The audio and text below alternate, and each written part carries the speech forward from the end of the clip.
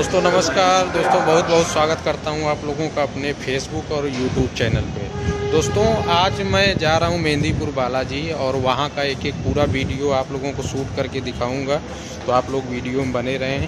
प्रयागराज से कौन सी ट्रेन पकड़ा जाता है और कितने बजे की टाइमिंग है और कहाँ से हो करके किस किस स्टेशन से हो करके वो ट्रेन जाती है और कितने बजे पहुंचती है, वो सब दिखाऊंगा आपको। आप लोग वीडियो में बने रहें।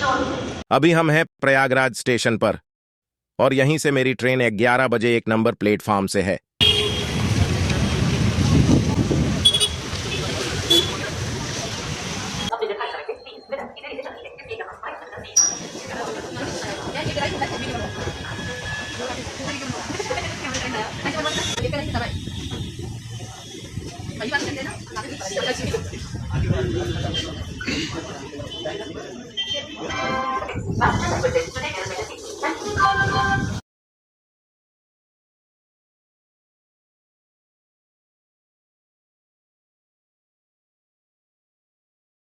प्रयागराज जंक्शन रेलवे स्टेशन पर इसमें 10 प्लेटफॉर्म हैं और यह प्रतिदिन 50,000 से अधिक यात्रियों को सेवा प्रदान करता है। इलाहाबाद स्टेशन भारत का सबसे व्यस्त रेलवे स्टेशन भी है और हावड़ा दिल्ली मुख्य लाइन, इलाहाबाद मऊ गोरखपुर मुख्य लाइन और हावड़ा इलाहाबाद मुंबई लाइन पर स्थित है। अभी हम प्रयागराज जंक्शन के 1 नंबर प्लेटफॉर्म पर पहुंच गए हैं और ट्रेन लगने में अभी कुछ समय बाकी है, तो चलिए कुछ देर इंतजार कर लेते हैं।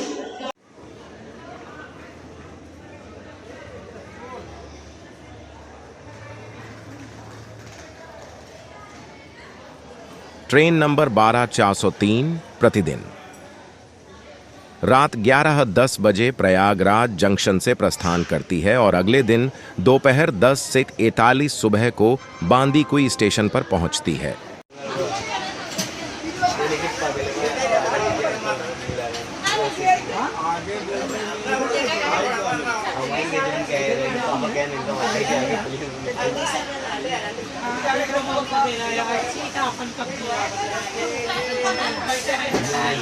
हमारी ट्रेन प्रयागराज से बिल्कुल राइट टाइम प्रस्थान कर चुकी है और हमारी ट्रेन का अगला स्टॉपेज फतेहपुर, फिर कानपुर इटावा, बाह फतेहाबाद, आगरा कैंट मथुरा, गोवर्धन डीग ब्रिज नागर अलवर और फिर बांदीकुई होते हुए बीकानेर तक जाएगी। और हमें तो मेहंदीपुर बालाजी जाना है दर्शन के लिए, तो हम लोग बांदीकुई स्टेशन पर ही उतरेंगे।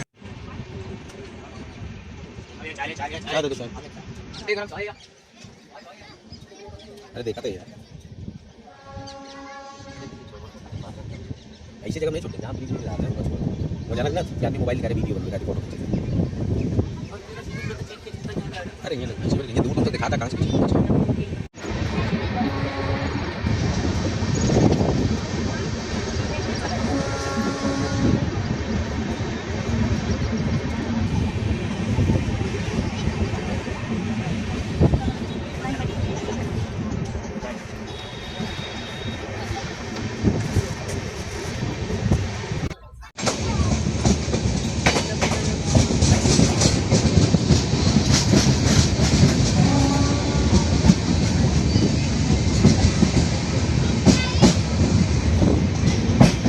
स्टेशन ना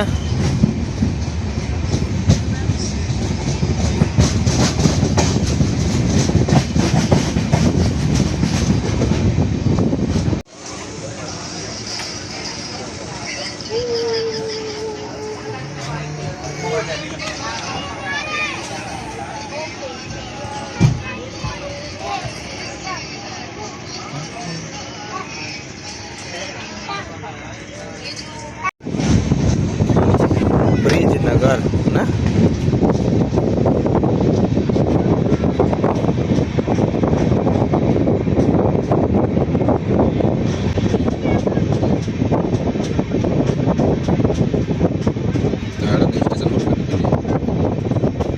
देखा थे जैसे कि वाई रहते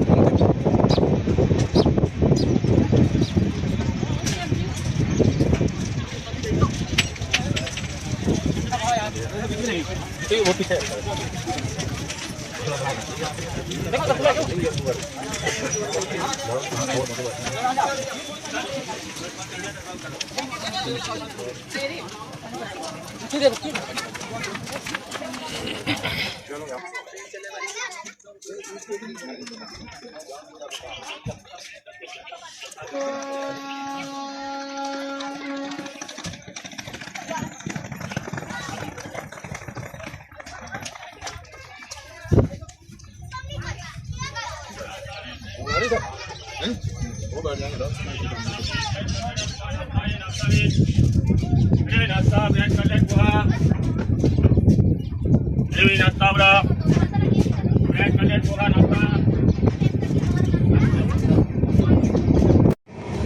अलवर सिटी तेरी मेला वाला लगा है ये तो नाइट में चलते हुए सरदार जी खड़े हैं।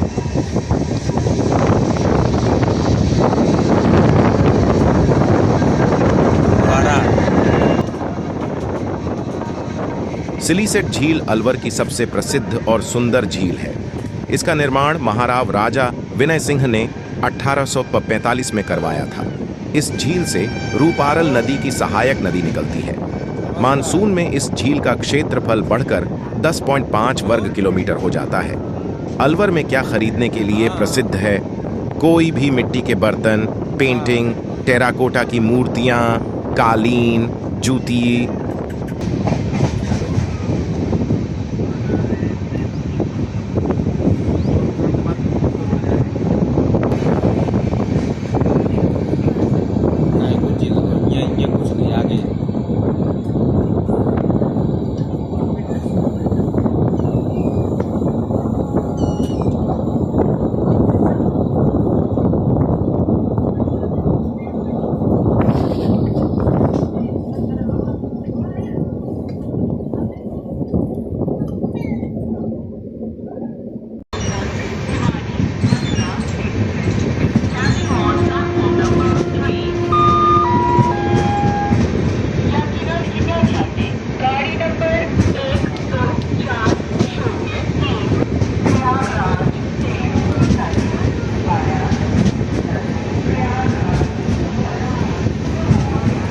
प्लेटफॉर्म नंबर 3 लागी।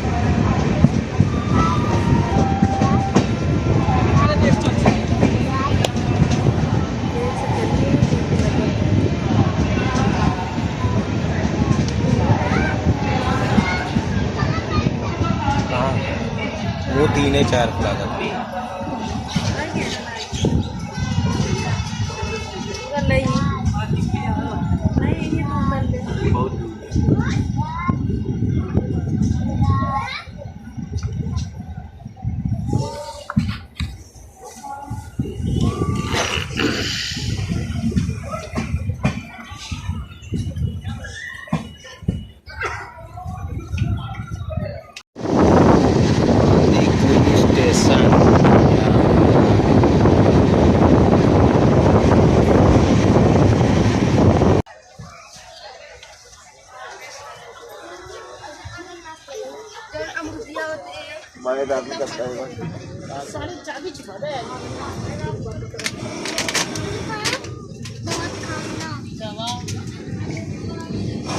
साइड में हो जाए सो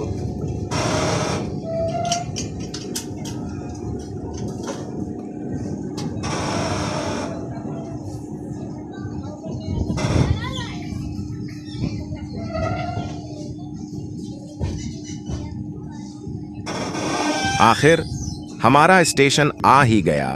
बांदीकुई में सुंदर Saint Francis Roman Catholic church है, जो राजा शिशिर शमशेर बहादुर द्वारा बनाया गया है, जो रेलवे स्टेशन के पास स्थित है। यह खूबसूरत चर्च वास्तुकला का बेहतरीन नमूना है।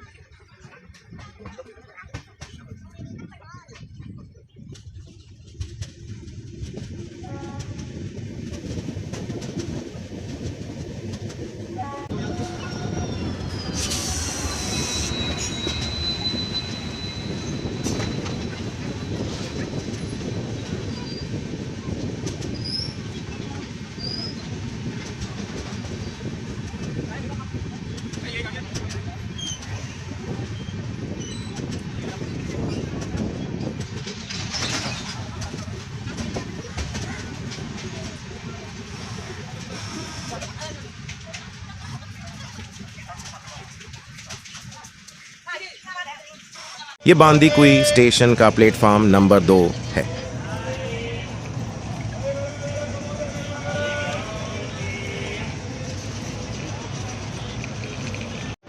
दो नंबर प्लेटफॉर्म है ना, 2 3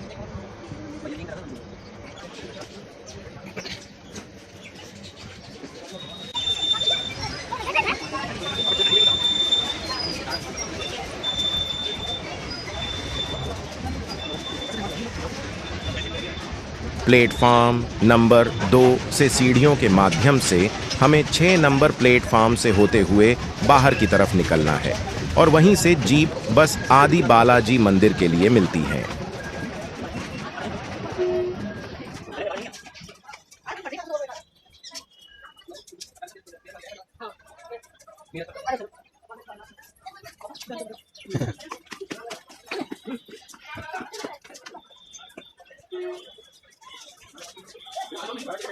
यार यार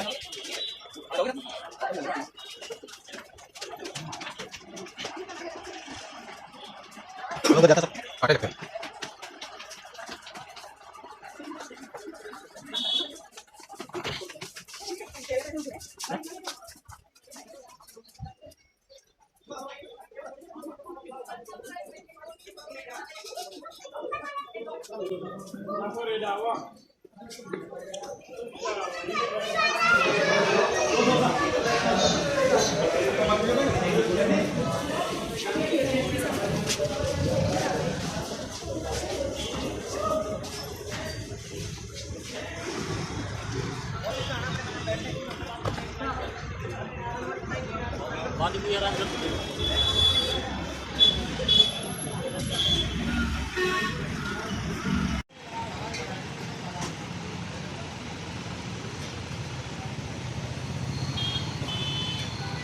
बांदीकुई स्टेशन के बाहर निकलने के बाद कुछ पेट पूजा कर ली जाए, फिर बालाजी मंदिर के लिए प्रस्थान किया जाए।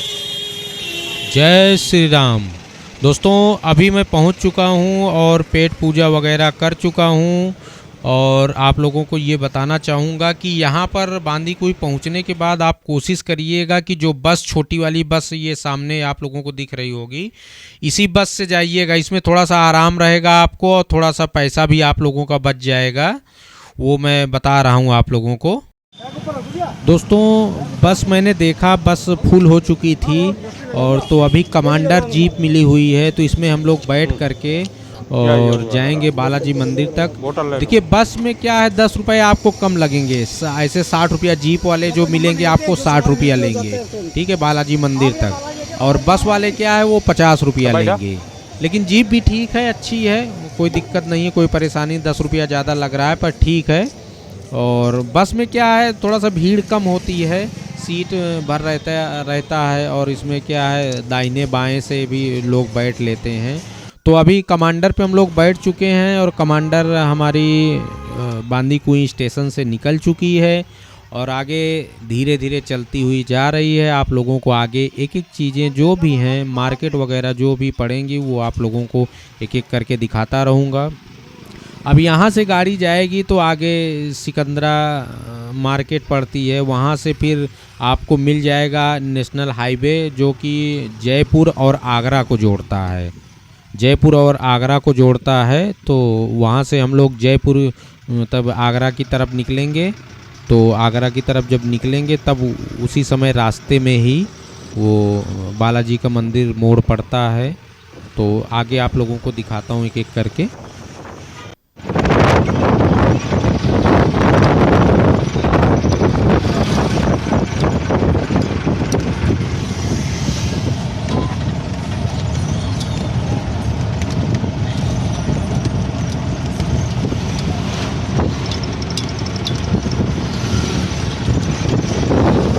दोस्तों अभी हमारी कमांडर जीप चलते चलते बस सिकंदरा के बेहद करीब है और हम लोग सिकंदरा पहुंच गए हैं। सिकंदरा मार्केट का ये दृश्य है आप लोगों के सामने। और हाँ, अगर आपकी गाड़ी सिकंदरा मार्केट में रुकती है, यहाँ से अब बाएं हाथ घूमेगी, अगर सिकंदरा मार्केट में बाएं हाथ घूमने के बाद गाड़ी आपकी इत्तेफाक से रुकती है तो बहुत अच्छी बात है। नहीं रुकती है तो भी अच्छी बात है।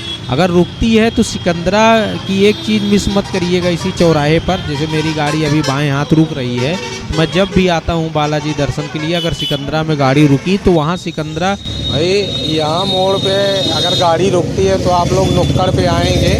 एक पान की दुकान है, बहुत अच्छी सी पान की दुकान है, दिखा रहा हूँ आप लोगों को।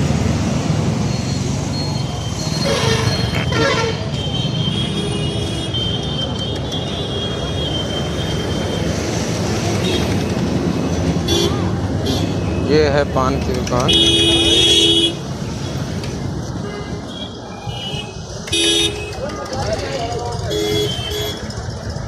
यार पान लगा दीजिएगा।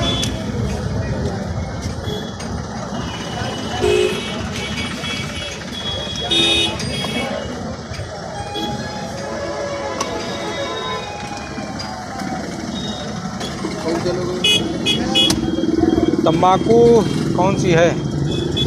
वो तो हमारी डालेंगे, तुम तो तुम्हारी कोई भी डाल दीजिए, हल्की डालिएगा ज़्यादा। ये कल भी हल्की है,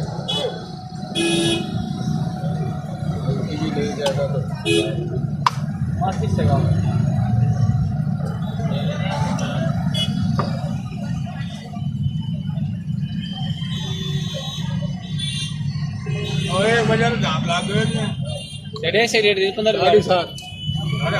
एक मीठा लगा दीजिए, आधे घंटा को एक सादा लगा दीजिए। ठालो लगो बैठ दो सादा। हाँ उसको बांध दीजिए।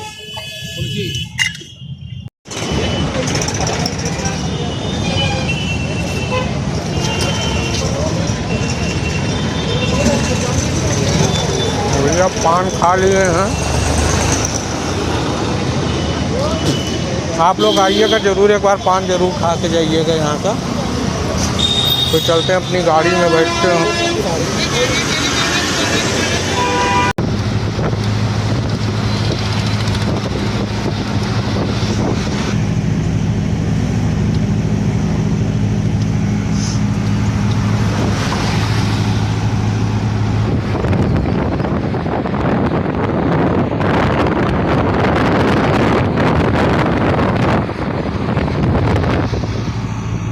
आखिरकार हम लोग बालाजी मंदिर मोड़ पर पहुंच ही गए। अब यहां से दाहिने हाथ होकर बालाजी मंदिर के लिए लगभग 2 किलोमीटर अंदर यही रास्ता जाता है।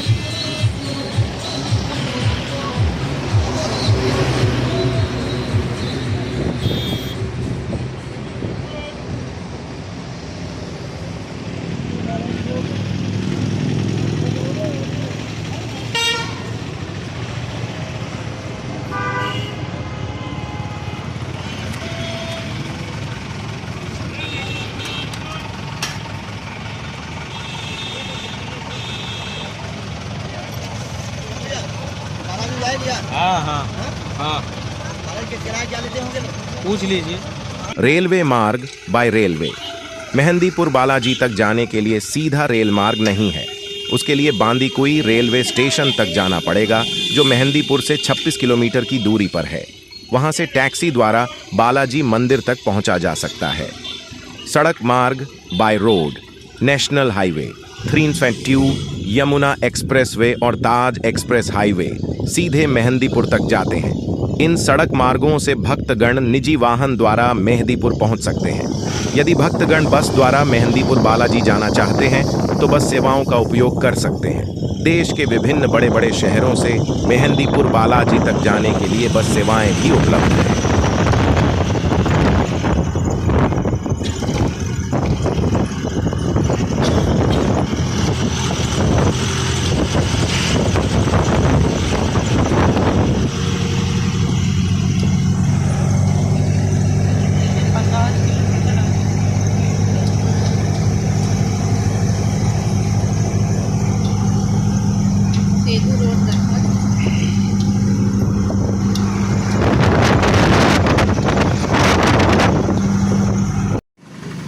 दोस्तों आखिरकार हम लोग बालाजी धाम में पहुंच चुके हैं और यहीं पे सारी गाड़ियां खड़ी हो जाती हैं। यहाँ से आपको कुछ दूर तक पैदल जाना पड़ता है और दाहिने भी बाएं भी धर्मशाला, hotel, AC room, non AC room, ये सब आपको देखने के लिए मिलेंगे।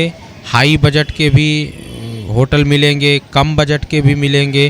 तो आप अपने मन मुताबिक जो आपको अच्छा लगे, जितना आपका बजट हो, उस हिसाब से यहाँ जब गाड़ी उतारेगी उसके बाद आप पैदल चलते हुए जाएंगे तो दाहिने बाएं जो भी धर्मशाला और hotel, OYO room, guest house जो भी मिले, आप अपने हिसाब से जो आपका बजट हो तो आप लोग बात कर लें।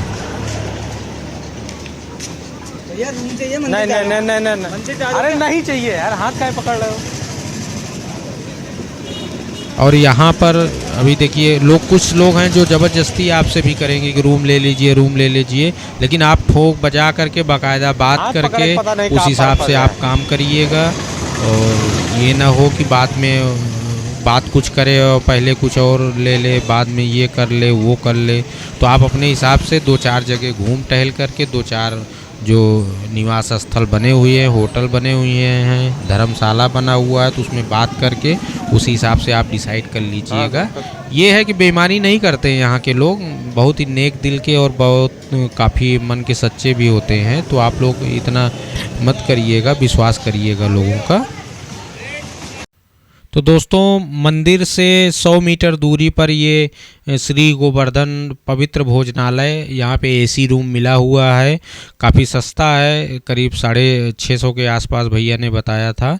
तो यहाँ पर आप रुक सकते हैं, इसके आसपास रुक सकते हैं। तो चलता हूँ होटल के अंदर और उसके बाद नहा धो करके रेडी हो करके फिर बालाजी महाराज का दर्शन करने के लिए निकलता हूँ। तो दोस्तों, बालाजी फाइनली पहुंच गए हैं और बालाजी में एक रूम, एसी रूम मिल गया है, सस्ता रूम है। उसका एड्रेस और होटल का नाम आप लोगों को बता दूंगा। एसी रूम मिला है करीब 600 रुपये का और आज 12 बजे चेक इन किए हैं, 12 बजे चेकआउट कर देंगे अगले दिन। तो आप लोग बने रहिए वीडियो में, आप लोगों को सभी जानकारी मैं देता रहूँगा। तो दोस्तों, स्नान करने के बाद हम लोग निकल चुके हैं बालाजी मंदिर के लिए। 100 मीटर के दूरी पे मंदिर था और बालाजी के ठीक फेस के ठीक मंदिर के सामने श्री राम जी विराजमान हैं। अभी बालाजी का दर्शन करने के पल ये सामने बालाजी हैं, बालाजी की मंदिर है, सामने आप लोगों को दिखाई पड़ रहा होगा। और ठीक बालाजी के सामने श्री रामचंद्र जी विराजमान हैं। मतलब आमना सामना है बिल्कुल दोनों लोगों का, आपस में दर्शन करते रहते हैं। बालाजी श्री रामचंद्र जी का हमेशा दर्शन करते रहते हैं। तो बालाजी का दर्शन करने के पहले श्री राम जी का आशीर्वाद लेना बहुत ही ज़रूरी है। तो हम लोग पहुंच गए हैं राम जी के दरबार में। सामने राम जी की मूर्ति और सीता मैया दिख रही होंगी आप लोगों को। बहुत ही सुंदर मंदिर बना हुआ है और काफ़ी भव्य और साफ़ सफाई का विशेष तौर से ध्यान दिया गया है। और आप लोगों को सामने दिख रहा होगा। और मूर्ति, वाह क्या मूर्ति है! आप कभी भी जाइएगा, जब भी देखेंगे तो आपको लगेगा मूर्ति कुछ बोल रही है। तो आप लोग जब भी बालाजी महाराज का दर्शन करने के लिए जाएंगे तो आप लोग को सामने ही, जस्ट सामने राम जी का भी दर्शन होगा। तो सर्वप्रथम आप लोग कोशिश ये करें कि राम जी का दर्शन पहले करें, उसके बाद बालाजी का दर्शन करें। सामने बालाजी विराजमान हैं। अब हम लोग राम जी का दर्शन करने के बाद फिर उसके बाद बालाजी महाराज का दर्शन करेंगे और उसका भी वीडियो आप लोगों को एक एक करके मैं दिखाता हूँ। तो बने रहिए आप लोग।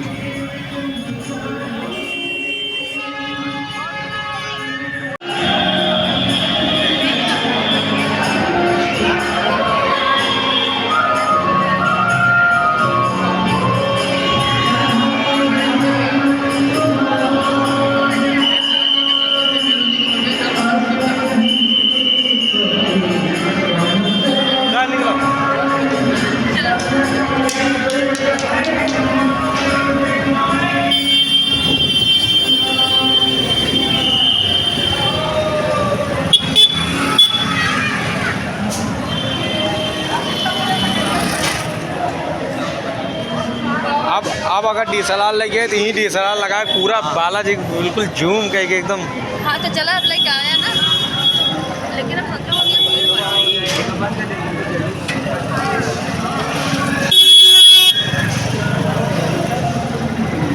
बन गए थे, चलो जल्दी से आओ, बट तो अब आर्थिक समय खुले ना। नहीं बालाजी का वीडियो कर ले भाई। अब ऊपर ऊपर के ले ली चली और खाना खा लिए जाए।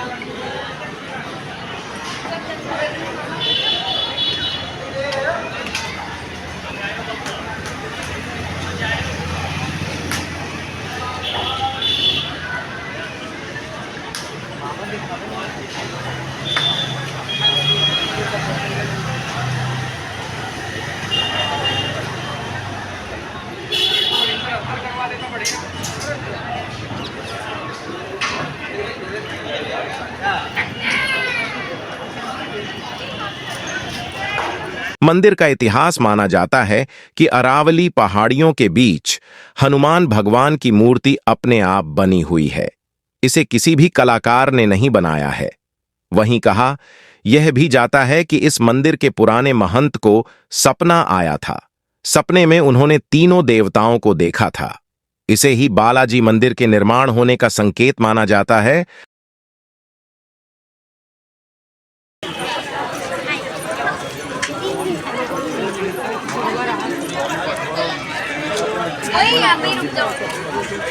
हाँ या आवता है बंदरू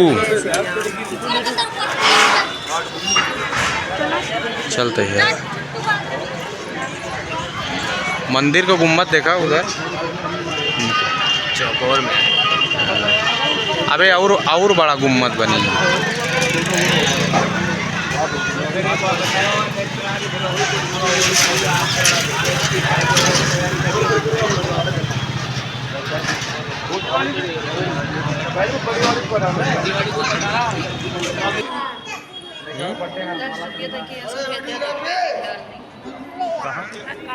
तो दोस्तों आप लोग देख रहे होंगे जैसे मैं मंदिर से बाहर निकला तुरंत मैंने मोबाइल को जेब से निकाल करके मोबाइल को अच्छी दिशा में अच्छे फ्रंट पे मैंने रख दिया। मोबाइल को देख रहे होंगे। अब आप लोगों को ये कैंपस है, हॉल टाइप का बना हुआ है। यहाँ पे सरकारी मतलब बालाजी ट्रस्ट की ओर से मेडिकल सुविधाएं चलती हैं। लोगों को इलाज वगैरह किया जाता है फ्री ऑफ कास्ट में।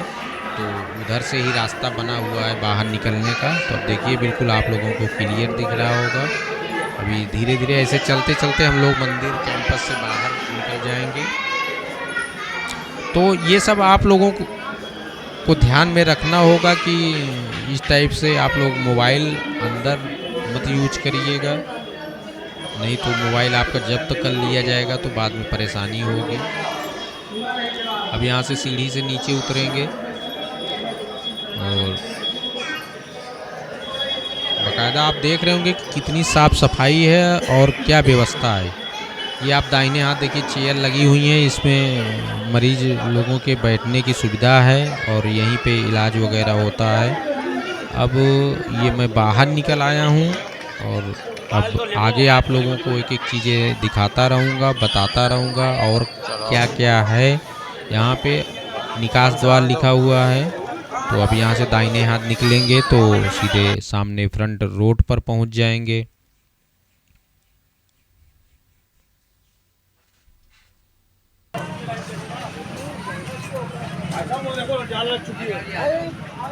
दोस्तों यही बालाजी मंदिर के पास में ही समाधि वाले बाबा की समाधि स्थल है। किसी से आप पूछ करके चले जाइएगा। ये गली हम लोगों ने पकड़ लिया है। आप लोग आगे देखते रहिए। यहाँ पे दर्शन करना बहुत ही ज़रूरी है।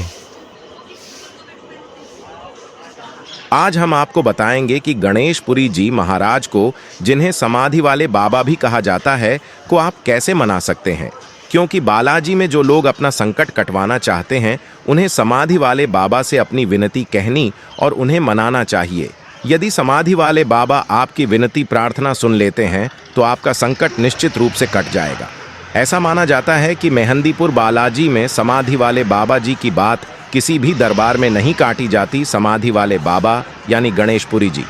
महाराज मेहंदीपुर बालाजी मंदिर के सबसे प्रथम महंत रहे हैं। बालाजी महाराज की शक्तियों का विस्तार करने का श्रेय गणेशपुरी जी महाराज को ही जाता है। समाधि वाले बाबा की सेवा भक्ति से ही आज बालाजी महाराज की महिमा का इतना विस्तार हुआ है और प्रसिद्धि मिल पाई है। जलेबी का लगता है भोग। इसके बाद आपको समाधि वाले बाबा के स्थान पर जाना चाहिए। समाधि वाले बाबा को जलेबी का भोग लगाया जाता है। वहां पर स्थित दुकानों से जलेबी का भोग खरीद कर रख लीजिए। ऐसा माना जाता है कि बाबा को जलेबी का भोग अत्यंत प्रिय है। यह जलेबी का भोग दुकान से मात्र 10 रुपये में मिल जाता है। समाधि वाले बाबा का भोग का समय आपको बता दें कि समाधि वाले बाबा को जलेबी का भोग अपराह्न 12 से 12:30 बजे तक लगता है। संकट वालों को समाधि वाले बाबा के स्थान पर जाकर 10 रुपये का जलेबी का भोग लगाना चाहिए।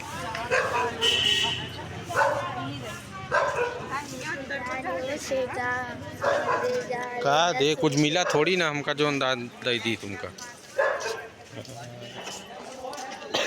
यो होटल है या हमका लगत बनता है ना।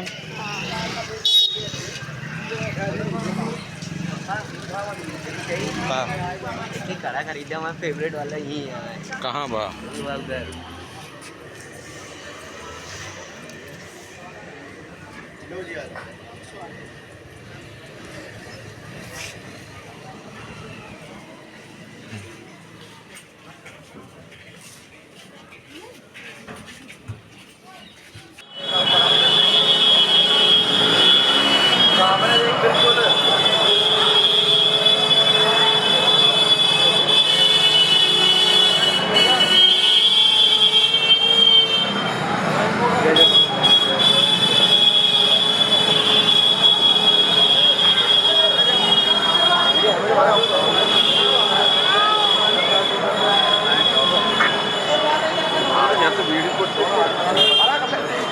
मेहंदीपुर बालाजी की कहानी क्या है? मंदिर का क्षेत्र एक घना जंगल हुआ करता था, जहां श्री महंत जी के पूर्वजों ने बालाजी की पूजा शुरू की थी। मेहंदीपुर बालाजी कथा के अनुसार मंदिर के 3 देवता श्री महंत जी के सपने में आए और उन्हें अपना कर्तव्य पूरा करने के लिए तैयार रहने का आदेश दिया। मेहंदीपुर बालाजी की आरती सुबह के समय की मंगला आरती, शाम को होने वाली संध्या आरती, श्री बालाजी महाराज घाटा मेहंदीपुर में सुबह होने वाली मंगला की आरती के बाद से ही संध्या की आरती तक बालाजी महाराज के दर्शन हर भक्त के लिए खुले रहते हैं। बालाजी के लिए हर रोज 56 भोग की झांकी सजाई जाती है। शाम को संध्या की आरती के बाद ये भोग भक्तों में वितरित कर दिया जाता है। श्री बालाजी महाराज को लगने वाले भोग में करीब 300 किलोग्राम की प्रसादी चढ़ाई जाती है, जो कि हर रोज भक्तों में वितरित की जाती है। यहाँ पर दर्शन करने के बाद सबसे जरूरी चीज अगर कोई है तो वो है यहाँ की सुबह और शाम को होने वाली आरती। यहाँ पर कुल मिलाकर 5 आरती होती है। यहाँ आने वाले हर भक्त को बालाजी महाराज के दर्शन प्राप्त हो सके, इस हेतु घाटा श्री मेहंदीपुर बालाजी ट्रस्ट द्वारा दर्शनार्थियों को पंक्तिबद्ध बनाए रखने के लिए एक हाल का निर्माण कराया गया है। साथ ही मंदिर परिसर में एक आरती हाल का भी निर्माण करवाया गया है, ताकि हजारों श्रद्धालु एक साथ आकर आरती में सम्मिलित हो सके। इस हाल के बनने से यात्रियों को हर मौसम में राहत मिलती है। इस मंदिर में नित्य होने वाली आरती दर्शनीय होती है। आरती के समय अनेक श्रद्धालु मंदिर के बाहर एकत्र हो जाते हैं। विशेष बात तो यह है कि संकटग्रस्त रोगी चाहे कहीं भी हो, वो आरती के समय स्वयं ही मंदिर के पास आ पहुंचता है। मंदिर के मुख्य द्वार के बाहर एक टेलीविजन लगा हुआ है, जिसमें आरती का लाइव प्रसारण होता है। बड़े बड़े लाउडस्पीकर से आरती सुनाई जाती है। इस दौरान यहाँ मंदिर के बाहर काफी ज्यादा भीड़ रहती है। लोग खड़े होकर आरती गाते हैं। मंदिर के महंत जी अंदर बालाजी मंदिर में आरती करते हैं। आरती के दौरान मंदिर के बाहर बिजली के तारों पर अचानक से सैकड़ों पिजन्स यानी कबूतर आकर बैठ जाते हैं और आरती के बाद इनका चुपचाप से चले जाना देखना काफी हैरान करने वाला लगता है।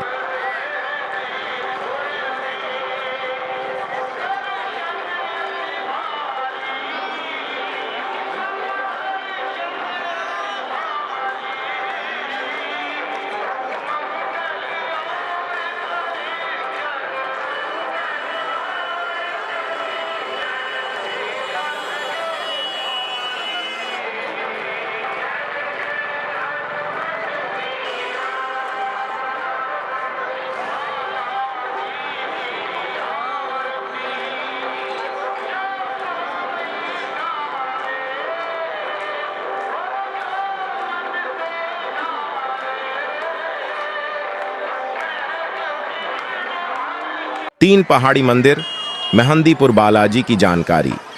भक्तों, आज हम आपको मेहंदीपुर बालाजी में स्थित तीन पहाड़ी मंदिर मेहंदीपुर बालाजी के बारे में बताएंगे। इसे बालाजी में तीन पहाड़ भी कहते हैं।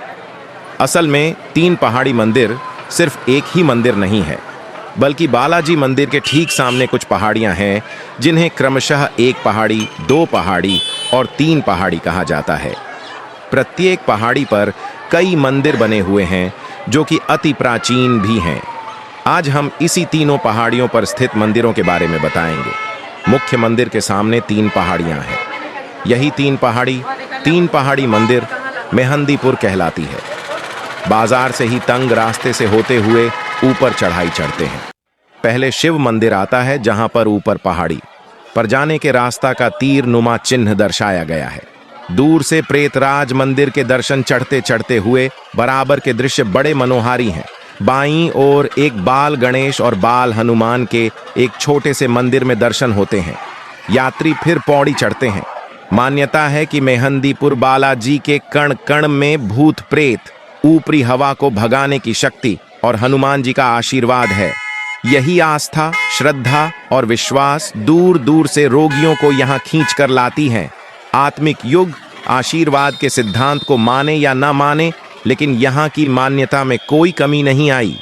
और थोड़ा ऊपर काली माँ का मंदिर आता है जो प्राचीन है। यहीं पर एक मानसिक रोगी को आशीर्वाद देकर इलाज करते पाया जाता है। फिर पौड़ी चढ़कर अंजनी माता के मंदिर के दर्शन होते हैं। यह मंदिर भी प्राचीन है। मंदिर की खूबसूरती दर्शनीय है। माता अंजनी के मंदिर में औरतें पूजा करती रहती हैं। पति पत्नी यहाँ आकर औलाद की मन्नतें मांगकर अपनी हाजिरी दर्ज करते हैं। यदि किसी ऊपरी हवा के कारण गर्भधारण नहीं हो पाता तो ऐसी औरतों को यहाँ पर सिर हिलाते हुए खेलता हुआ देखा जा सकता है। विग्रह स्वरूप में माता अंजनी की गोद में बाल हनुमान जी के दर्शन होते हैं। ये बहुत ही प्यारा दृश्य जो श्रद्धा और विश्वास की पराकाष्ठा है। औरत अपने बालों से फर्श को साफ करती हुई दिखाई देती है, साथ ही अपने पल्लू से अंजनी माता के फर्श को साफ करती है। आज के युग में यह सब आश्चर्य सा लगता है। यहीं पर एक वृक्ष है जिस पर औरतें पति पत्नी साथ साथ चुन्नी और धागे बांधकर मन ही मन संतान प्राप्ति का माता अंजनी से वरदान मांगती है। इन्हें पूर्ण विश्वास होता है कि अंजनी मैया हमारी मन की मुराद अवश्य ही पूरी करेंगी। यह अंजनी माता का दूसरा प्राचीन मंदिर है। यहाँ पर भी पुजारी मानसिक रोगियों का इलाज भजन कीर्तन कराते हुए देखा जाता है। ऊपरी हवा वाला रोगी अनैच्छिक क्रियाओं में खेलने लगता है, जैसे सिर हिलाना। साथ आने वाले परिवार के सदस्य हथेलियां बजाते रहते हैं। रोगी जमीन पर अपने दोनों हाथ रख देता है।